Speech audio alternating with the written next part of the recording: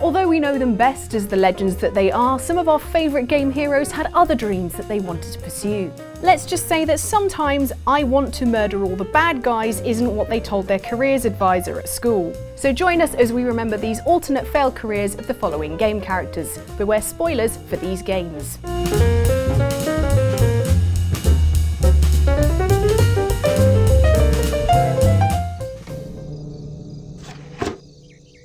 Benvenuto in Sicilia, Bassano.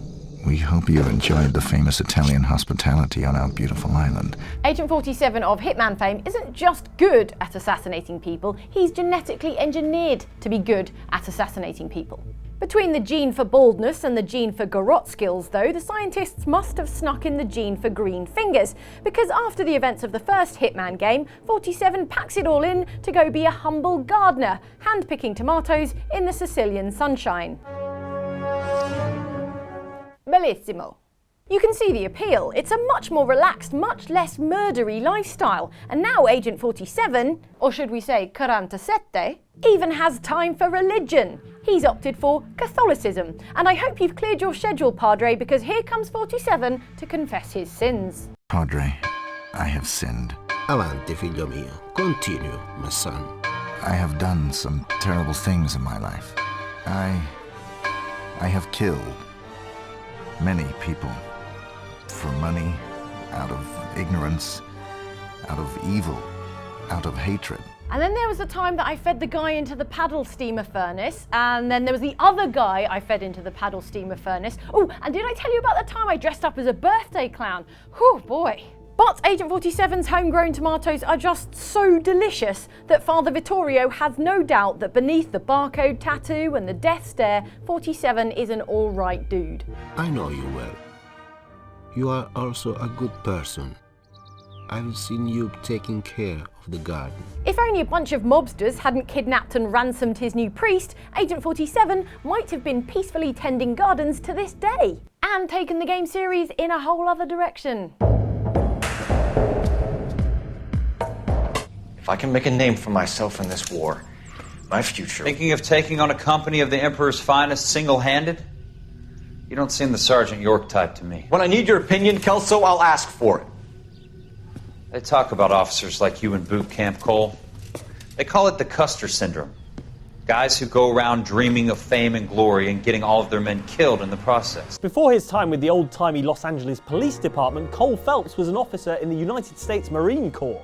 As an officer in the Pacific during World War II, he came to be known as the Dark Shadow, which may have been about his stealthy skills on the battlefield or about how he was super bad luck to those under his command. For your LAPD application form, how about we just put the stealthy skills on the battlefield bit?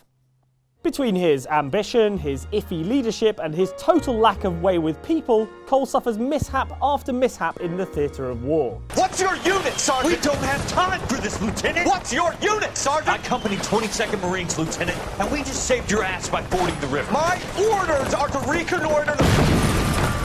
I think that point is now moot! His unfinest hour, though, is when his poor judgment and obsession with detail meant his squad fell behind their allies while clearing out caves after the bloody battle for Sugarloaf Hill. Cole, is your sector full of Japs? Questioning my command. The captain doesn't want anyone falling behind. Tell the captain we will join him when the job is done. This led to his squad getting caught in an ambush and, oh, wow. Cole ordered his squad to burn a cave, only realising afterwards that it was full of women and children. If you've played LA Noire, you'll remember this harrowing scene. If you haven't, please enjoy this footage of Cole Phelps falling down instead.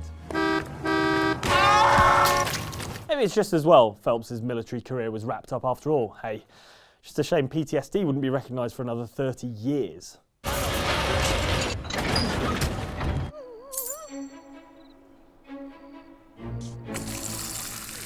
You need to treat beer with more respect. In Albion, it's not enough to just be a magical hero, striding heroically around the place, deciding whether to be virtuous or dastardly. Now, enough of that. No, if you want to make ends meet, you'll have to pick up a part-time job as well, such as blacksmithing or tending bar. How else are you going to afford to buy all those houses so that you can one day follow your true career dream of being a landlord? Oh, hero. How's the landlording business then? Whatever, if you accept the bartender job offer, you wind up slinging suds at your local pub, where your sole duty is filling mugs from a keg, serving pints of the one kind of drink on offer. Appletini? Never heard of it. Whether you're any good at this alternate career as a booze jockey is pretty black and white, because either you pour a perfect pint with just enough foam, or you just drop the whole thing on the floor. Be careful. What's that thing that they say about giving up the day job? Oh yeah, it's you suck at this. Incredible. Unbelievable. And speaking of failed bartenders... I told you he'd be fine. Bastards! Now, I just saved your life. Saved my life? You kidnapped me. You strapped me into that thing. Animus. It's an animus. Desmond Miles didn't sign up to be a hero. That's why he always dresses in the blandest outfit possible. Hey! Unfortunately for him though, Abstergo, the big evil corporation secretly run by the Templars, worked out that Desmond had assassin heritage. And not just any assassin heritage, but that of legendary assassin Altair, among others. Due to Altair's proximity to an Apple of Eden, Desmond was promptly kidnapped and plugged into the Animus, much to his confusion. I don't even know you people. Why are you doing this to me? You have information we need, Mr. Miles. Information? I'm a bartender, for Christ's sakes. What do you want me to do, teach you how to mix a martini? Oh, well actually, Desmond, I wouldn't say no.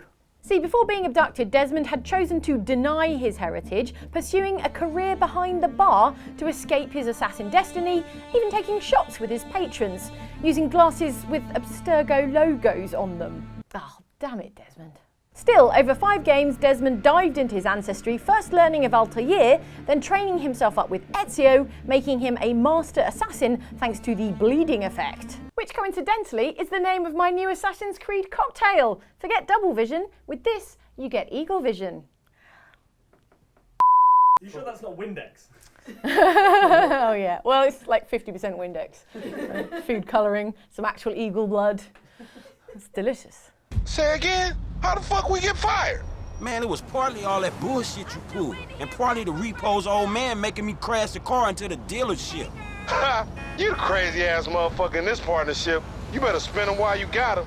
Yeah, if you say so. At the beginning of GTA 5, Franklin Clinton has a fairly steady job working for a respectable local car dealership.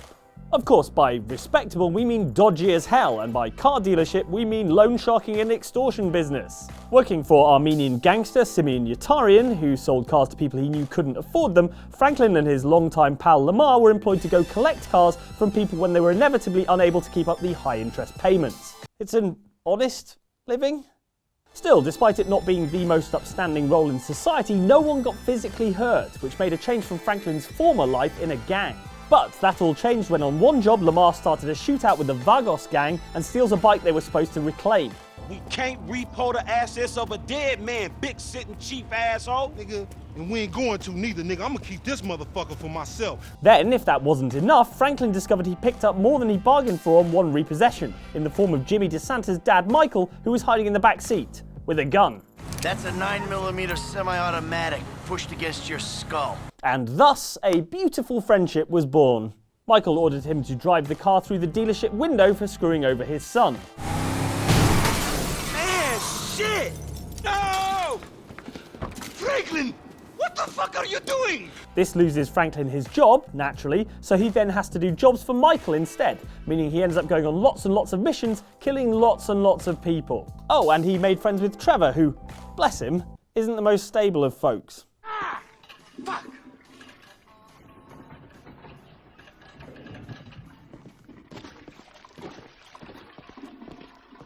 This is all that Jimmy's fault for buying that stupid car. Oh well, at least you still get to steal them once in a while, eh, Franklin? Is that Fuck you, man! Ah!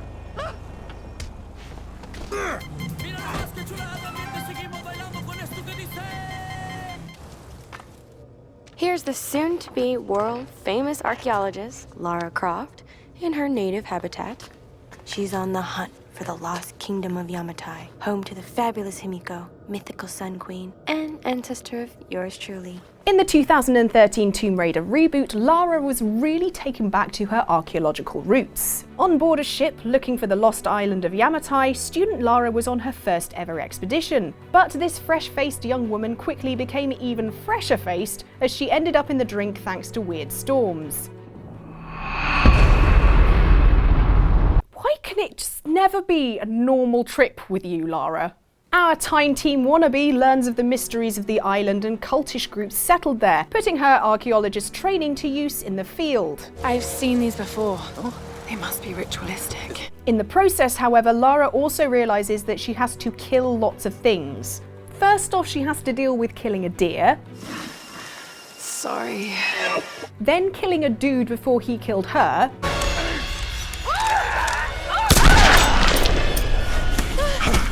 Then killing more dudes to survive and having an internal crisis about it. Stay away from me! Roth, I'm in trouble. They're killing people.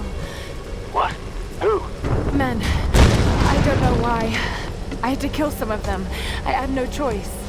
That can't have been easy.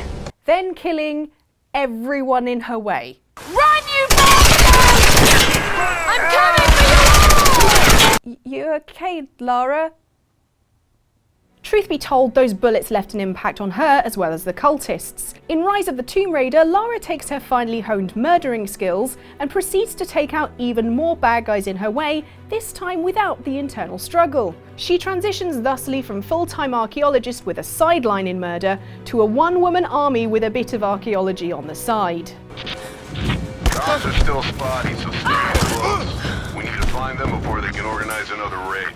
That's cold, Lara. Literally, because of all the snow. You're dead! I found him!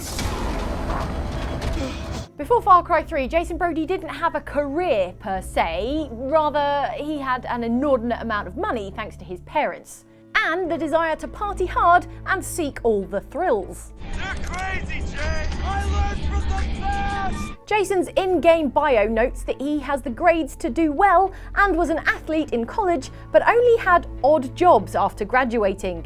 How odd are these jobs we're talking about here, Jason? Like naked butler, living statue, shark cage tester? Oh, no, you'd probably be into that one, wouldn't you? Well, his trip to Thailand changed all that, since Jason ends up skydiving into the hands of Vaz Montenegro, aka the most intense dude on the planet. That is crazy. I like this phone.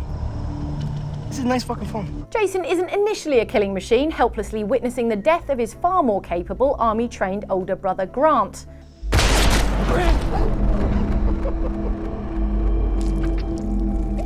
No! Stay with me, Grid! But as he searches for his friends, explores more of the island, and also gets some sweet tats, he becomes a full-time killing machine. Soon, he's murdering all the local wildlife and sniping entire enemy bases, stealthily knifing those left behind. Or there's what we call here the Mike approach. Hey! We'll be there in 30 ticks. I really think you could do with a holiday, Jason.